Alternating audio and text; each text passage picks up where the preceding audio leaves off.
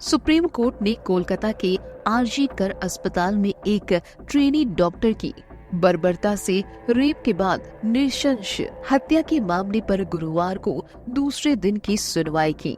Chief justice D Y Chandrachud, justice J B Pardiwala और justice Manoj Mishra की पीठ ने सुनवाई के दौरान बचाव पक्ष के वकील कपिल सिब्बल से कई कड़े सवाल किए। जब बात अप्राकृतिक मौत के मामले यूडी केस दर्ज करवाने के वक्त की हुई, तो सिब्बल के जवाब पर पहले जस्टिस मनोज मिश्रा और फिर जस्टिस जेबी पारदीवाल ने काउंटर क्वेश्चंस किए। एक वक्त ऐसा आया जब जस्टिस पारदीवाल के सवाल पर सिब्बल को कोई जवाब नहीं सूझा और वो हक्का बक्का रह गए। आइए जानते हैं कि सुप्रीम कोर्ट में कोलकाता डॉक्टर केस की सुनवाई के मामले में किस सवाल पर सिब्बल कुछ नहीं बोल पाए। सुनवाई शुरू होने के कुछ देर बाद जस्टिस मनोज मिश्रा ने यूडी केस दर्ज कराने की टाइमिंग पर सवाल किया। उन्होंने कहा कि ऑटोप्सी रिपोर्ट के मुताबिक ऑटोप्सी 9 अगस्त की रात के 9 बजे की गई। फिर अप्राकृतिक मौत का मुकदमा रात को 11 बजे दर्ज किया गया। ऐसा क्यों? इस पर कपिल सिब्बल ने कहा कि नहीं, 11 बजे तो एफआईआर दर्ज करवाई गई थी। थोड़ी देर जस्टिस मिश्रा और सिब्बल के बीच बातचीत हुई। फिर जस्टिस जेबी पारदीवाल सिब्बल से पूछताछ करने लगे। उन्होंने कहा कि आप अपने रिकॉर्ड के मुताबिक बताइए कि पोस्टमार्टम कब हुआ। इस पर कपिल सिब्बल ने कहा कि पोस्टमार्टम 6:10 से 7:10 के बीच हुआ था। तब जस्टिस पारदीवाला ने पूछा कि जब मामला अप्राकृतिक मौत का नहीं था तो फिर पोस्टमार्टम करवाने की नौबत क्यों आई? दरअसल जस्टिस पारदीवाला ये कह रहे थे कि बिना अप्राकृतिक मौत के तो पोस्टमार्टम करवाया नहीं जाता।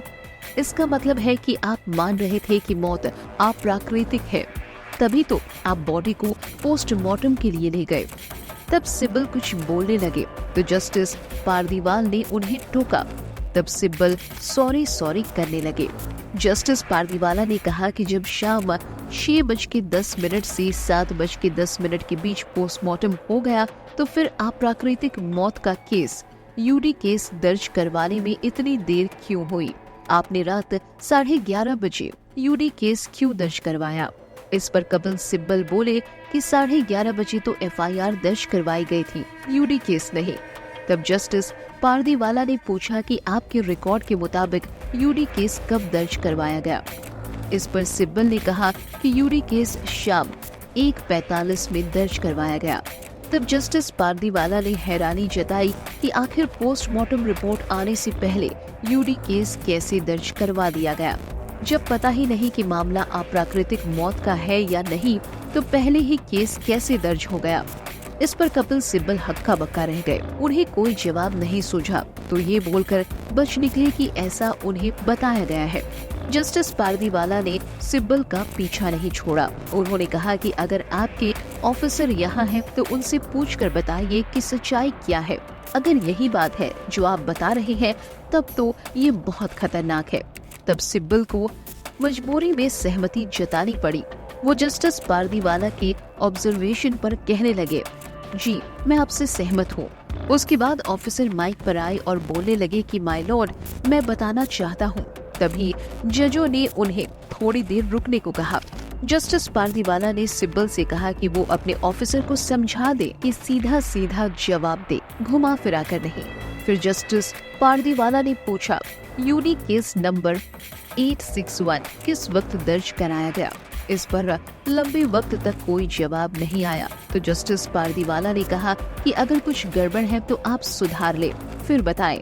इस बीच सॉलिसिटर जनरल तुषार मेहता ने कहा कि हमारी रिपोर्ट उसी केस डायरी पर आधारित है जो उन्होंने हमें दी है। इस पर जस्टिस पारदीवाला ने रोकते हुए कहा कि आप थोड़ा रुकिए, उन्हें हमारे सवालों का जवाब देने दीजिए।